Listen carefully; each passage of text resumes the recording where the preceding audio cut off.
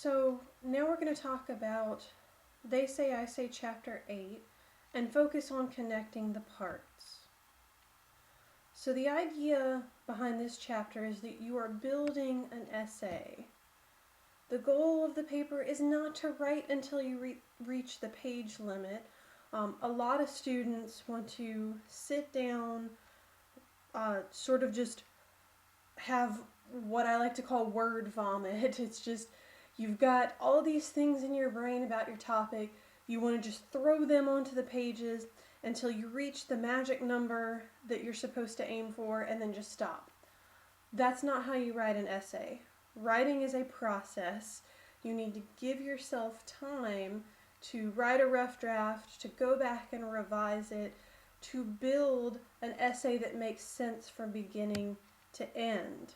So rather than piling up information, you're building an academic essay. It should make sense when you're done. So you lay the foundation and then you build on it. It's just like building a house. You can't throw a bunch of cement and wood and bricks into a pile and expect it to make a house. You have to build it. That's what an essay is. So you've got the information there. It's in your brain, it's in your sources, but you have to do the work to actually put it together and make something out of it that is useful. So you want to think about how each paragraph in your paper connects to the ones before and after it. Paragraphs should build on what has already been said and set up what is to come.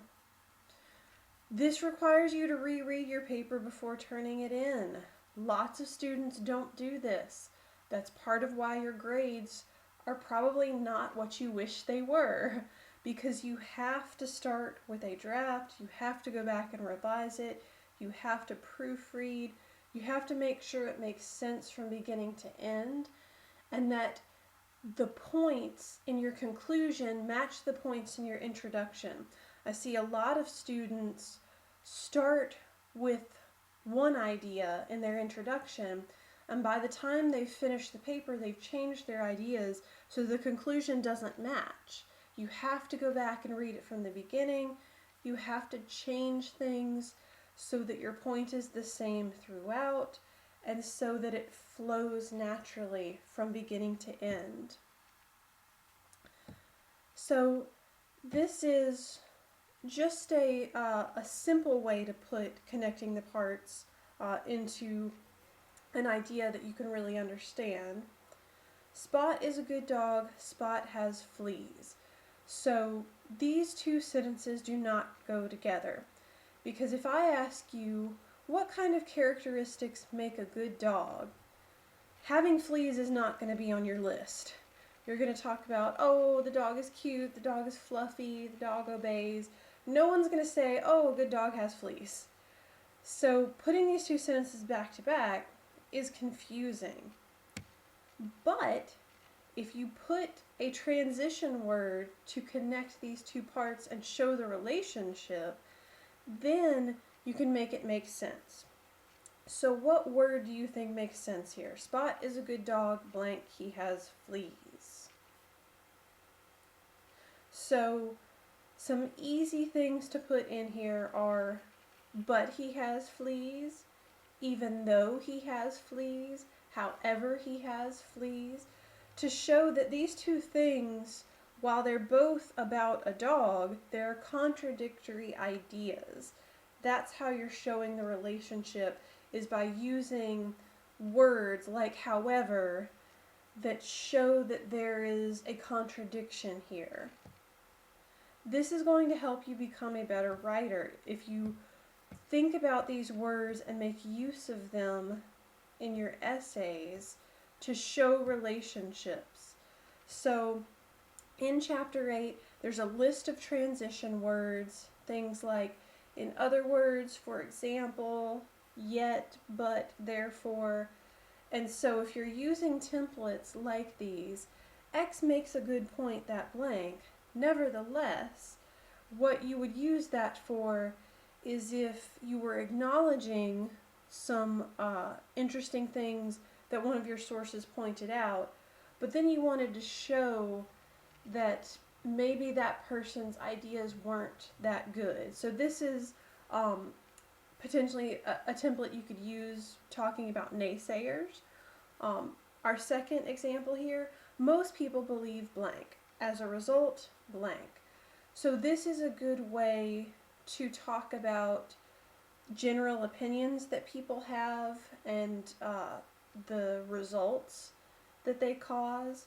So this might be used if you're doing a topic where a lot of people misunderstand what the topic is or the viewpoints on it. So using transitions like these will really help you throughout your essay to show the relationships between your sentences and your ideas. So here is an example of a short paragraph with no transitions. There's a smoking ban on campus. It isn't being enforced. People aren't following it. Many people still smoke openly with no fear of being caught. So this is not technically incorrect, but it sounds really clunky. It sounds, these are short, simple sentences, and we're not seeing the relationships between these sentences. So if we add some transition words here, we can make this paragraph so much better. If we were to say something like, there is a smoking ban on campus, however, it isn't being enforced. As a result, people aren't following it. In other words, many people still smoke openly with no fear of being caught. See how much better that sounds? This is one of the things that can take your writing from high school level to college level, is using transitions. Now let's talk about ideas, because it's not just sentences that students forget to make connections between. Sometimes it's main ideas in their paper that because you, the student, understand what you're talking about and know how they're connected, you sometimes forget that you have to show your readers how they're connected. So we can call this building bridges between ideas and sections in the paper, and I'm going to go through some examples. So an example might be seeing these two sentences back to back. Students aren't doing the assigned reading because it bores them. Teachers need to try harder.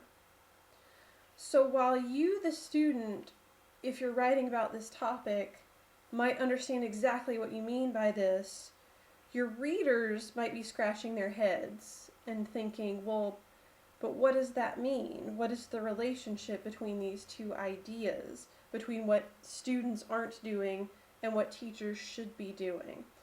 So adding some specifics and showing the relationships using transitions is going to be really helpful here. So if we instead said something like, when students aren't engaged by the assigned reading material, they won't read it.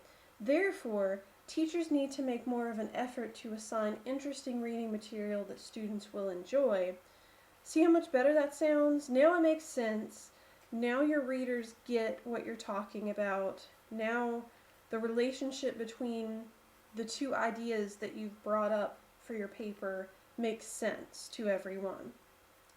So make sure that if you've got multiple ideas that you're talking about, that they make sense. Let's look at another one.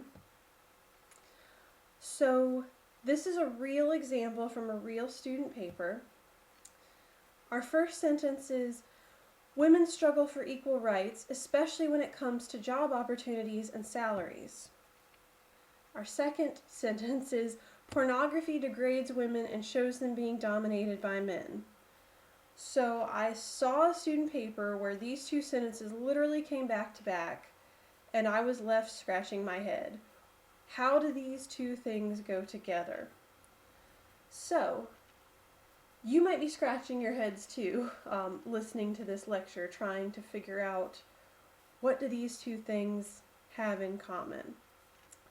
So what the student meant to talk about here and didn't connect these ideas, didn't give enough information, enough context around the ideas for the readers to understand, is who is actually the boss of lots of these women. You know, who is it that runs the workplace? Well, it's usually men.